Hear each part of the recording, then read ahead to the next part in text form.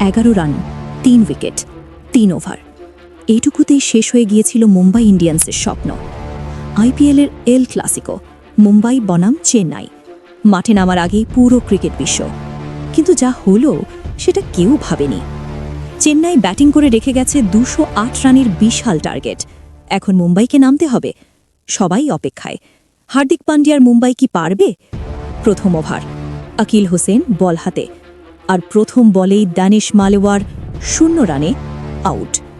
আকিল মুখে হাত দিয়ে সেলিব্রেট করলেন, যেন বলছেন এটা তো শুরুই হয়নি এখনো।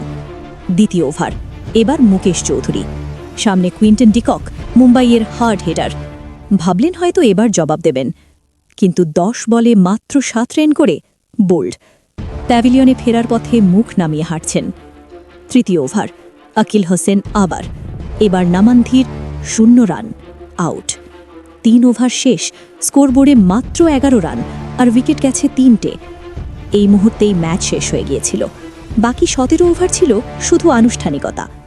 সূর্যকুমার যাদব চেষ্টা করলেন, তিলক ভর্মা চেষ্টা করলেন, কিন্তু যে দল 3 ওভারেই 3 উইকেট হারায় সে দল 208 রান তারা করে না।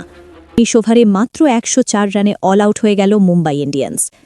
103 রানের জয় পায় চেন্নাই সুপার কিংস। চেন্নাইয়ের ক্রিকেটাররা মুখে হাত দিয়ে সেলিব্রেট করছেন, যেন বলছেন লজ্জা পাচ্ছ, পাওয়াই উচিত। এই হার মুম্বাই ইন্ডিয়ান্স হজম হতে পারবে না, কারণ এটা শুধু হার না, এটা অপমান। ভিডিওটা ভালো লাগলে এখনই সাবস্ক্রাইব করুন আর কমেন্টে বলুন, হার্দিক পান্ডিয়া কি এই মুম্বাইকে বাঁচাতে পারবেন?